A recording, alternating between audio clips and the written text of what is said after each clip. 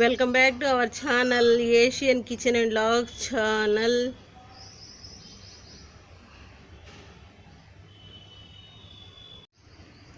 ఏమండి, మీరందరూ బాగున్నారా? నేను చాలా బాగున్నాను. మీరు కూడా చాలా చాలా చాలా బాగుండాలని ఆ భగవంతుని మనస్ఫూర్తిగా కోరుకుంటున్నానండి.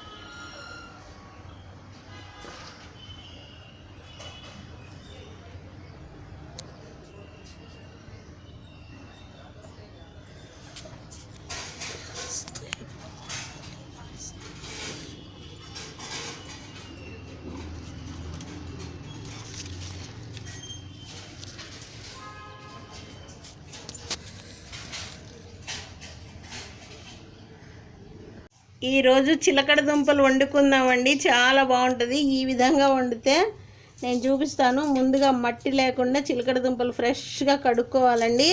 కడిగి కొంచెం చిన్న ముక్కలుగా కట్ చేసుకోవాలి. కట్ చేసిన తర్వాత నేను మళ్ళీ చూపిస్తాను. చూడండి చిలకడ దుంపలు ఈ విధంగా కట్ చేసుకోవాలి. చిన్న ముక్కలుగా కట్ చేసుకోవాలండి. ఇంకా ఈ చిలకడ దుంపలు ఎలా వండాలో నేను చూపిస్తాను. చూడండి స్టవ్ వెలిగించాను. స్టవ్ మీద ఒక బౌల్ పెట్టాను. ఆ బౌల్లో ఈ చిలకడ దుంపలు వేస్తాను. చూడండి, ఆ బౌల్లో ఒక 2 టేబుల్ స్పూన్ అయితే ఆయిల్ వేసాను. ఆయిల్ వేడెక్కుతుంది. ఈ చిలకడ దుంపలు వేస్తాను బౌల్లో. చూడండి,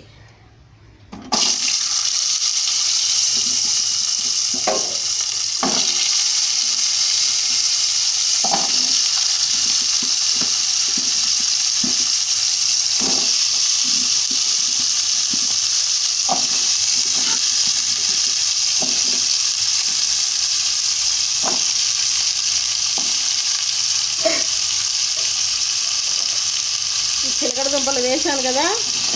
ఇప్పుడు చిలకడ దుంపలు ఉడకాలంటే మనం 2 టేబుల్ స్పూన్స్ అయితే ఆయిల్ వేసాము.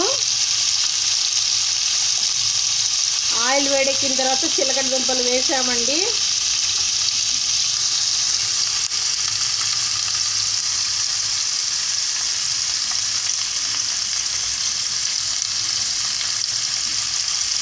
ఇప్పుడు ఈ బౌల్పై ఒక ప్లేట్ మూత వేసేసుకున్నాము.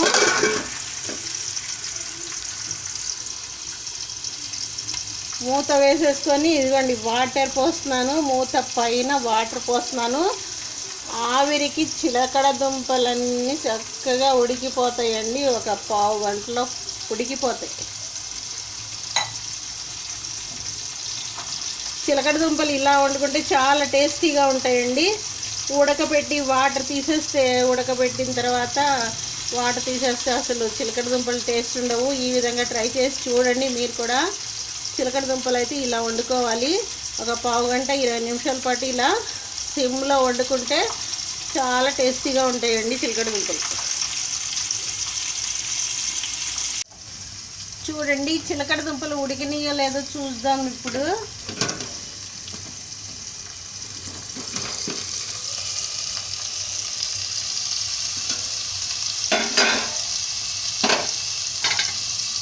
ఇలా స్పూన్తో ఇలా గుచ్చితే స్పూన్ దిగిపోయింది అనుకోండి, చిలకడ దుంపలు ఉడికిపోయినట్లే. నాకైతే చిలకడ దుంపలు ఉడికిపోయినాయండి. ఇంకా నేను స్టవ్ కట్టేసుకుంటున్నాను. చిలకడ దుంపలు ఉడికిపోయినాయి బాగా.